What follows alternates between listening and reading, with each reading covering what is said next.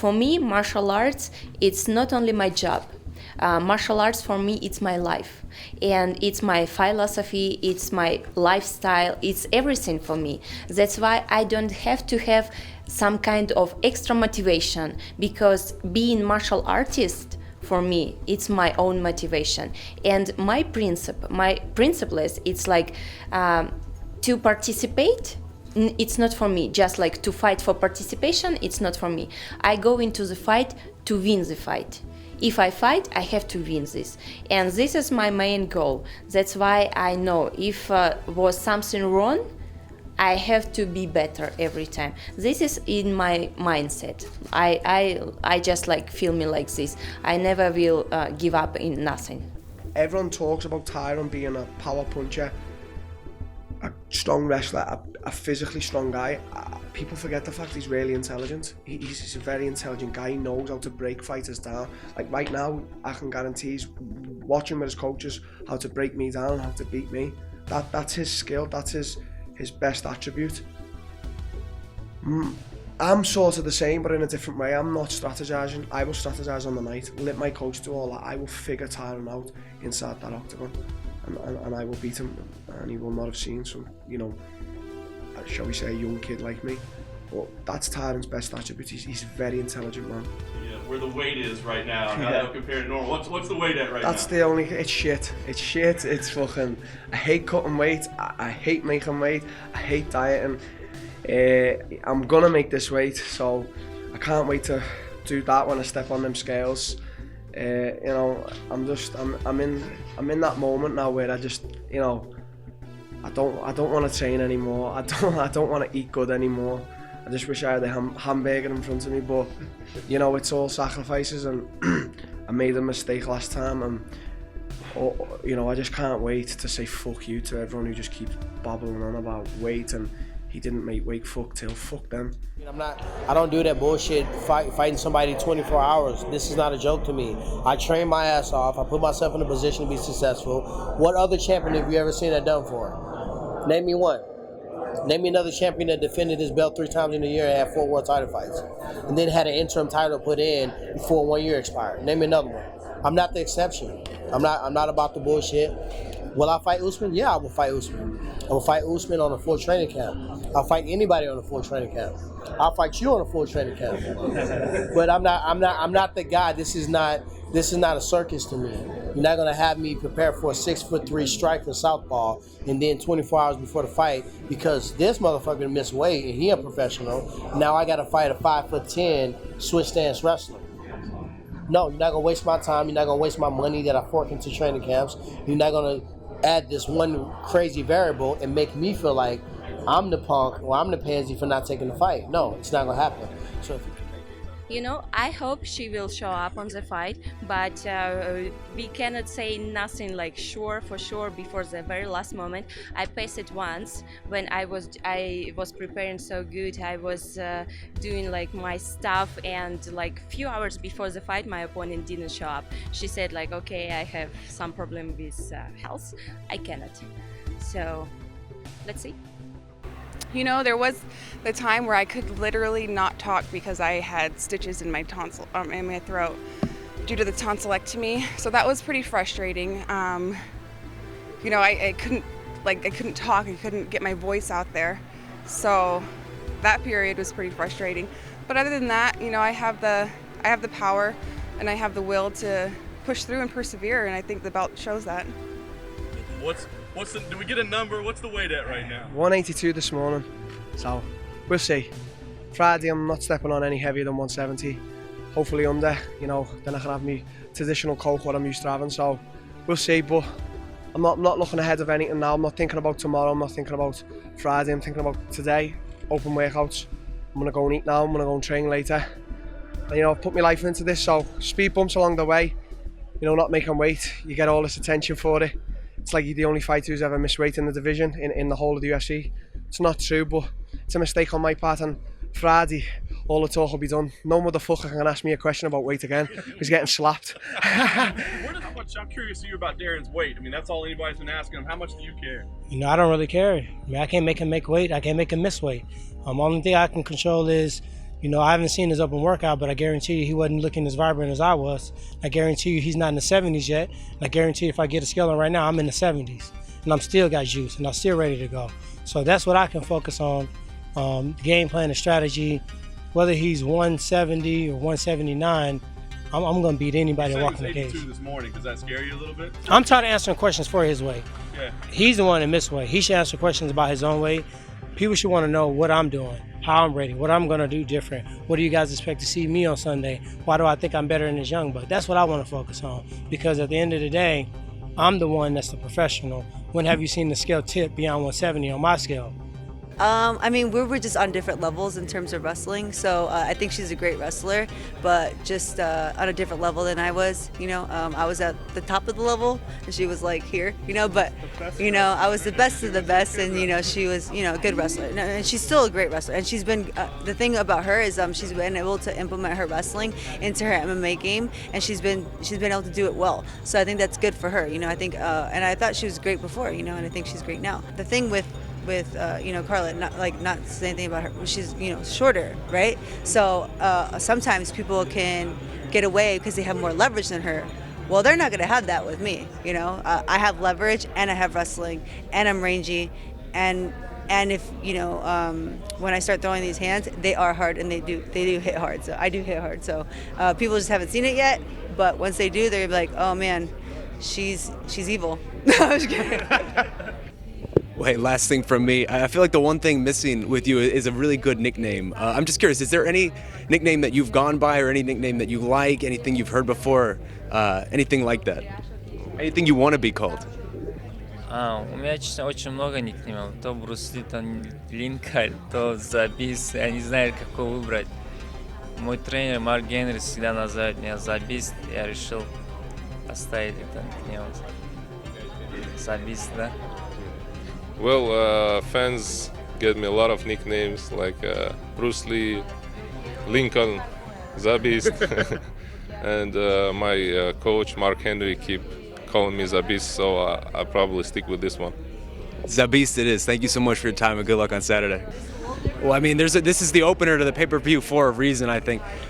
How, when you visualize this one in your head, this is a very explosive matchup. How does this look? How do you get it done? Oh, it's gonna be exciting. You know, I'm excited to get in there. You know, like just put us in there, put us right here. Let us say go right now. I don't care.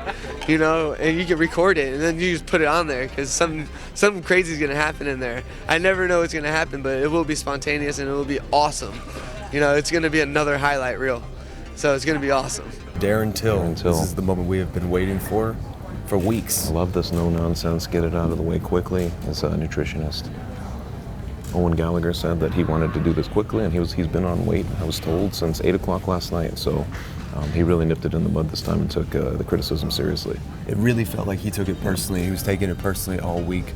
He was sick of hearing about it, He frankly. sure was. He sure was. We shall see. We're stuck in that sock gap right now. And Till has the socks off.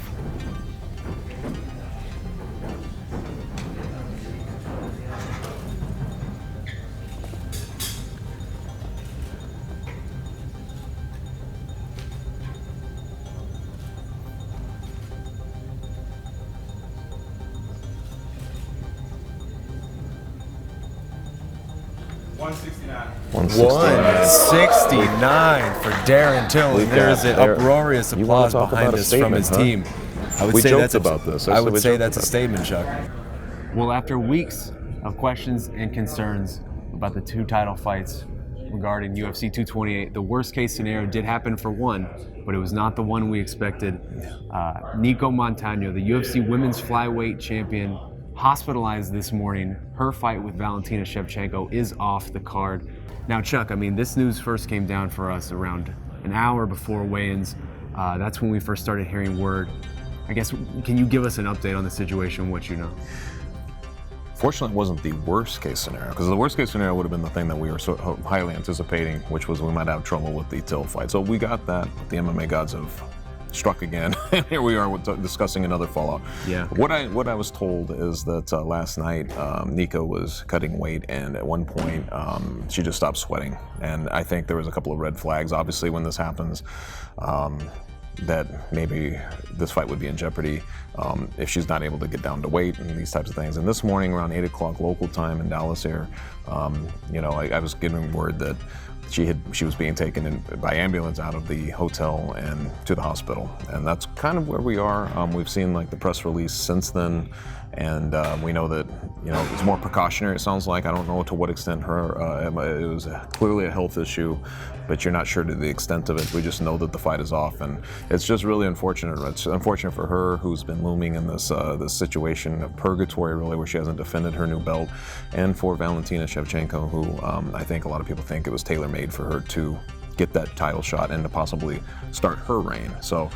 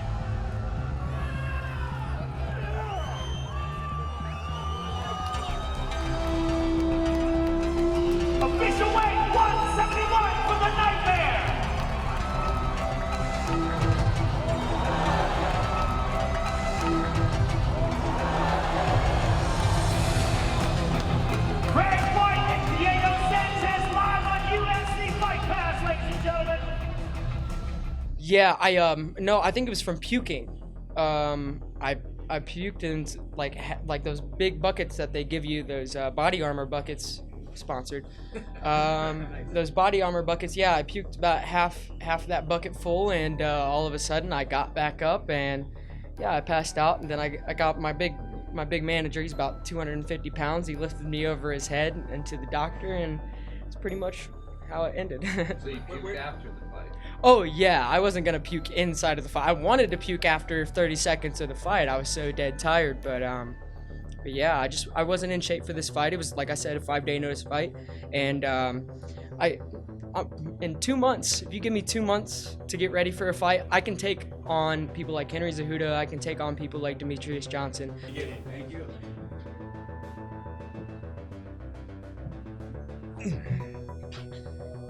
Seats warm.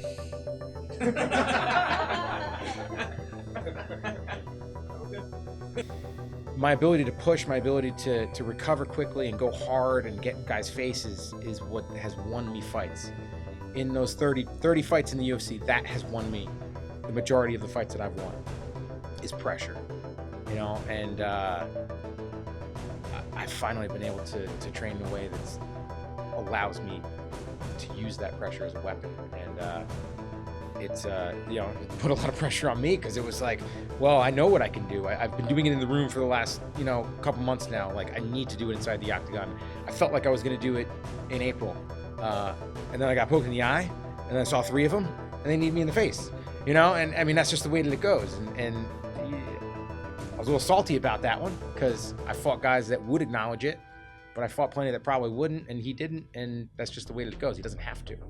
He doesn't have to, you know, have that level of sportsmanship. So just working, I work like damn near 50 hours a week, you know what I mean? I'm a server. I mean, I'm not complaining about it, you know, it's the life I chose. Like, that's the reason why I serve anyway, so I can have some flexibility. But just like the worst days are Fridays. I fucking work Friday night, get off at like 3, go to bed at like 4:30, and then I have to wake up at 10 or 9, get to the gym by 10, and fucking the Saturdays are our hard days. It's like we do rounds, so I'm sitting there getting beat up for like 25 minutes when I'm dog shit tired from like 4 hours of sleep. But and then stress from, don't want to get into it, but it's just stress. It was a lot of stress, but I made it through, and I'm here now. I don't know. My managers are cool. I got some of my managers here. They probably gonna give me the month off. I'm telling them, like a month off or I quit. they have a choice. I was getting back to me being Diego. Call me the Zen master, call me the nightmare, call me the yoga, call me whatever you want. The reason why I've been able to stick around so long in this sport is because I am an adaptive man. I continue to adapt. I've continued to keep the mind open to different ways of how can I anti-age? How can I naturally, I have been natural my entire career. My body shows it. Why am I around? It's because I wasn't like all those other guys that were cheating and doing juice and doing human growth hormone and got big old hands and big old knees and big old foreheads. No, I still look young. I still look like I did when I came into this sport.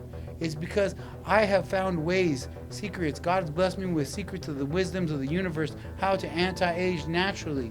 With diet, with nutrition, with breathing, with meditation and prayer. And so this is why I'm around, and this is why right now at my point in my career, I've got back to that Diego with a little bit of that Perry Savage killer on the side.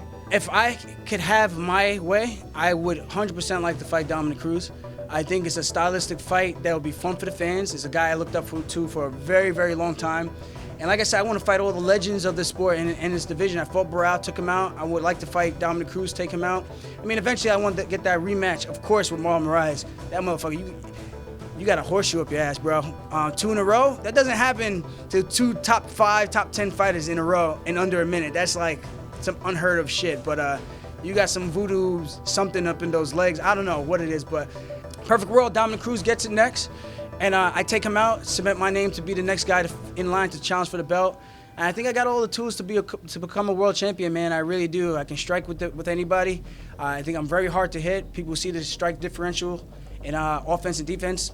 And I'm a nightmare on the ground. If I get these hooks in, if I get on your back, I'm attacking submission after submission after submission. So off my back, on top, you pick your poison. Oh, I'm from London. Everyone knows where London is, but the east part of London, you know what I mean? And we don't, I'm not saying we go around and taking shots like a donut, but I mean, like, I've got a chin, and that's what we're about in East London, always repping. So if you know, you know. If you don't know, search it. East London, baby. I was glad I got the win. I was glad I got the TKO. I wasn't really that happy about my performance. I thought I was a little off today, but that's okay. I got the job done. Sometimes you're not always going to have the best day in your eyes, but as long as you get the job done. I mean, I did what I had to do.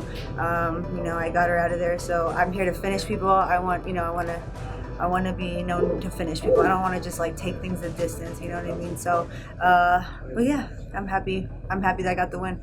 You did finish her, right? You did go the distance, Yeah, I know, that's what I'm saying. I'm glad I got the finish. Oh, sorry. Yeah. Well, you say you're not happy with performance, but then they released the statistics, and Esparza landed 0 significant strikes.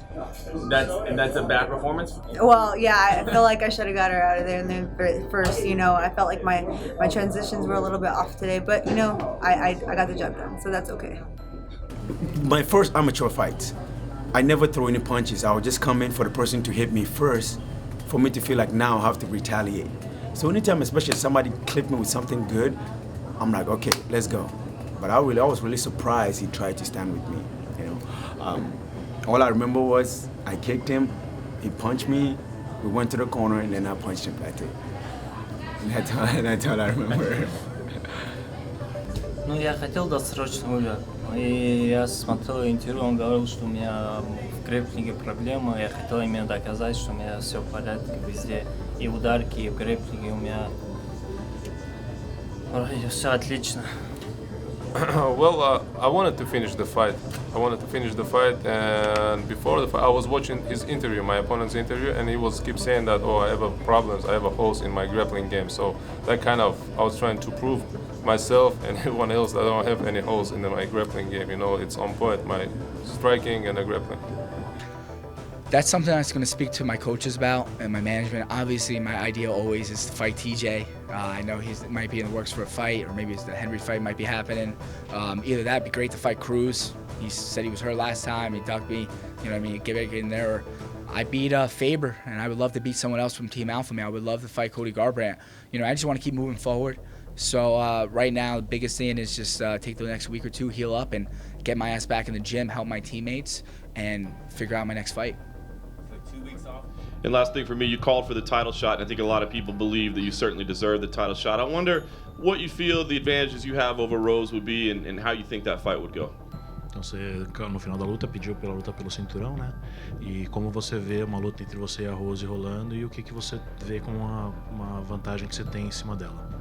Bom, a Rose, ela é uma atleta muito versátil, né? Ela trabalha bem a trocação dela, evoluiu muito desde quando ela lutou com a Carolina. Mas eu acredito que eu tenho grandes chances de vencer e ser campeã do cinturão, tanto na trocação quanto na parte de chão. Eu melhorei muito. Eu acho que depois desse nocaute dessa noite, com certeza me deixou um passo mais próximo de poder disputar esse cinturão e mostrar para as pessoas que eu posso sim ser uma grande tocadora, uma jiu-jiteira e que eu vou dar muito trabalho para essas meninas na categoria. You know, Rose is very versatile, but so am I. And I think my strength might be a big advantage when push comes to shove. You know, technique-wise, you know, she's very good. She does everything quite proper. But sometimes you just gotta rough it up, and I know that nobody can rough it up better than me. You know, there's no girl in this division that is as strong as I am, and I know for sure that's gonna make a difference. If the fight comes, you know, the thing is, I want the belt, and I'm gonna do whatever I have to do. This time around, I had 3 months to prepare. If we get the fight in December, I'm gonna have a full proper camp, and it's gonna be a new Jessica, more evolved, better, just like I was on this fight compared to the last one. You know, today was a great day. I woke up, I felt great, and then 1 hour ago, up until now, it's just fucking been shit. It's just been shit. I don't know what to say. I'm laughing because I don't want to cry. It is what it is, mate. It's fucking, it's hard. It's hard. It is hard to do. It's hard to take. Some guys deal with it differently, and I just deal with it face on. I just tell you what I'm fucking thinking. I don't care. You know I don't care. You're used to me by now, and tomorrow I'll be back to myself, and I'll still say fuck you to the world, and keep on training hard and just believing in myself. I do believe in myself. You know, Tyron hits like a truck. Couldn't knock me out though. Hit me, got me the flash knockdown, but couldn't knock me out. Not knocking me out, and then, you know, that ground and pound was vicious. You know, look at my face. You know, I'm stitched up, but there's no way he was knocking me out. It was submission or it was nothing. And you know, tonight he won. One name you didn't mention a minute ago, you went through a whole list of them, was Georges St. Pierre. It's a big opportunity, I guess, to prove that you are the best welterweight of all time, but the fight with him, is that something that appeals to you? I mean, it's always appealed to me, but I'm not going to keep calling out a guy that has already had 9 title defenses, ran over the division. He stepped away from the sport. He came back. He made it very obvious that he wanted to fight certain types of fights, and it didn't look like he wanted to fight me. So at one point, I thought I needed to be him to be the greatest because, I mean, who's going to say he's not the greatest welterweight of all time? You know, he beat the best welterweights in the world. It wasn't like he was just running through, you know, guys that was horrible. He was beating studs after stud after stud, and he really separated himself from everybody else. So I watched him do that for so long, and I always envisioned him fighting him. I always envisioned beating him, and I told myself that I had to beat him to be the greatest, but I don't. This sport is different. These guys are better. They're more well-rounded. They punch harder. They're faster, and they've been training at a younger age. It's not the wrestler they just learned how to punch. Everybody can do everything now. So I think the fact that I've been able to beat the last specialist in the game, beat the up-and-coming rising star, beat Robbie Lawler, who's one of the most vicious fighters we've ever seen, with two title fights that I think are probably in the top 10 of title fights of all times, that it don't take much more for me to solidify that spot. But if he wants to fight me, of course I'm going to fight Georges St. Pierre. I just don't really think he has to. I don't think he has any interest in it, and I'm kind of over it at this point.